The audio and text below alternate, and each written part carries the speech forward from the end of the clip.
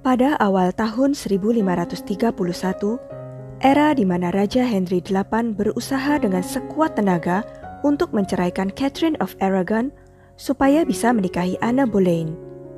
Pada saat itu, Richard Rosse, atau yang juga disebut Richard Cook, dituduh meracuni anggota rumah tangga John Fisher, uskup Rochester yang menentang perceraian Raja Henry VIII dengan Catherine of Aragon. Richard Rosse kemudian dieksekusi dengan cara direbus hidup-hidup. Bagaimana kisahnya?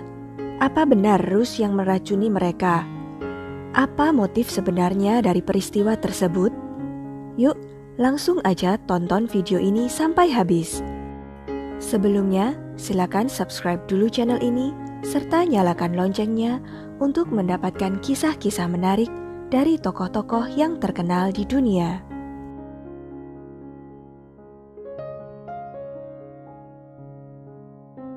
Meskipun tidak ada yang diketahui tentang Richard Rosse atau kehidupannya di luar kasus ini, ia diyakini sebagai juru masak di kediaman John Fisher, uskup Rochester. Atau kemungkinan kecil, dia adalah teman juru masak di kediaman Fisher di Lambeth. Di tahun 1531 itu, Raja Henry VIII telah tergila-gila dengan salah satu pelayan istrinya, dan sudah lama menunggu sejak tahun 1525. Tetapi Anne Boleyn menolak untuk tidur dengan raja sebelum menikah. Akibatnya, Henry berusaha membujuk Paus dan gereja Inggris untuk memberinya perceraian dengan Catherine of Aragon, agar dia bisa menikahi Anne Boleyn. Namun, hanya sedikit tokoh gereja terkemuka saat itu yang mendukung Henry, dan beberapa seperti John Fisher, uskup Rochester, secara vokal menentang rencananya. Uskup Fisher gencar membela Catherine dan tidak mau mengesahkan perceraian mereka. Dalam memonya, duta besar dari Kekaisaran Romawi Suci, Eustace Chapuis, menulis bahwa Fisher sudah tidak populer dan tidak dihargai di kalangan raja sebelum kematiannya. Dan ia juga mencatat bahwa pihak-pihak yang tidak disebutkan namanya tetapi dekat dengan raja telah mengancam akan melempar Fisher dan para pengikutnya ke Sungai Thames jika ia melanjutkan penentangannya. Pada sore hari di tanggal 18 Februari tahun 1531, Uskup Fisher dan sejumlah tamu makan bersama di rumahnya, yakni Istana Episkopal di Lambeth Mars. Setelah jamuan makan, Rosse dituduh menambahkan bubuk putih ke dalam panci bubur yang dimakan oleh tamu makan Fisher, serta dua pengemis di depan pintu yang diberi makanan sebagai amal. Malam itu sekitar 17 orang tamu keracunan, namun selamat, tetapi dua orang pengemis tersebut meninggal. Sedangkan Uskup Fisher selamat dari keracunan karena untuk alasan yang tidak diketahui, dia tidak makan apapun hari itu. Rosse bersaksi bahwa dia telah diberi bubuk untuk ditambahkan ke makanan oleh orang asing, dan mengklaim itu dimaksudkan hanya untuk menjadi lelucon. Dia pikir dia hanya membuat sakit perut sesama pelayannya, bukan untuk membunuh siapapun, katanya. Kemudian Rosse segera ditangkap dan disiksa di Tower of London untuk mendapatkan informasi. Ada beberapa teori tentang peristiwa keracunan ini. Pertama, Rosse disiksa di mana ia mengaku meletakkan apa yang dia yakini sebagai pencahar di dalam panci bubur sebagai candaan. Rosse tidak memberikan informasi apapun meski disiksa dengan kejam, yang menurut para ahli merupakan indikasi bahwa dia dibujuk untuk bertindak atas nama orang lain. Ahli berpendapat bahwa keracunan ini bukan pembunuhan yang direncanakan oleh Rosse. Ia sendiri mengklaim bahwa bubuk itu pencahar, tetapi tidak akan berakibat fatal dan bahwa niatnya hanya untuk mengerjai pelayan Fisher saja.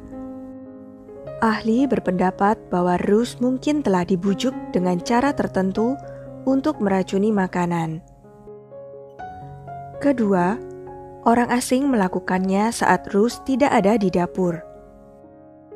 Chapuis, duta besar Kekaisaran Romawi saat itu, menyatakan keraguan atas dugaan motivasi Rus, dan catatan yang ada tidak menunjukkan proses di mana pihak berwenang menetapkan Rus sebagai pelakunya sejak awal. Teori ketiga, Raja sangat terganggu mendengar berita itu. Bukan hanya karena paranoianya sendiri tentang racun, tetapi juga mungkin takut bahwa dia akan dicurigai membayar Rus untuk membunuh musuh kerajaan. Chapuis setidaknya mencurigai Henry terlalu mendramatisasi kejahatan Rus dalam upaya untuk mengalihkan perhatian dari hubungan buruknya dan keluarga Boleyn dengan sang uskup. Teori keempat, Chapuis berpendapat bahwa pelakunya kemungkinan kecil adalah raja, dan kemungkinan besar adalah keluarga Anne Boleyn yang dipimpin oleh Earl Wiltshire. Dia ingin melihat Uskup Fisher mati.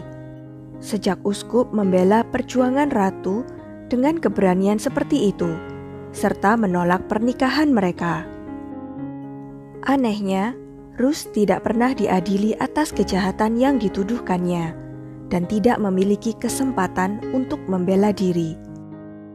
Sebaliknya, pada tanggal 28 Februari, Raja Henry VIII yang sudah memiliki ketakutan yang luar biasa akan keracunan, secara pribadi berbicara kepada House of Lords tentang kasus tersebut, dan sangat mungkin bertanggung jawab atas tindakan parlemen dalam membuat aturan yang menjadikan pembunuhan dengan racun sebagai pelanggaran pengkhianatan tingkat tinggi yang mewajibkan eksekusi dengan cara direbus hidup-hidup. Rus kemudian dieksekusi dengan cara direbus hidup-hidup di Smithfield, London pada bulan April tahun 1532. Desas-desus yang dibicarakan orang-orang pada masa itu adalah bahwa keracunan di Lambeth adalah tanggung jawab keluarga Boleyn, dengan atau tanpa sepengetahuan raja. Setelah kasus keracunan itu, setidaknya ada satu upaya lain lagi untuk membunuh Fisher, yakni ketika sebuah meriam ditembakkan ke arah kediaman Fisher dari arah rumah ayah Anne Boleyn di London. Beruntungnya tidak ada yang terluka, tetapi banyak kerusakan yang terjadi pada atap dan dindingnya. Sedangkan Uskup Fisher sendiri akhirnya dieksekusi oleh Raja Henry VIII dengan cara dipenggal karena penentangannya terhadap supremasi kerajaan. Dan Henry VIII akhirnya menikahi Anne Boleyn, serta memutuskan hubungan dengan gereja Katolik. Sekian kisah dari Richard Roos. Bagaimana menurut kalian? Siapa sebenarnya dalang dari peristiwa tersebut? Komen di bawah ya. Jangan lupa untuk klik like dan subscribe channel ini.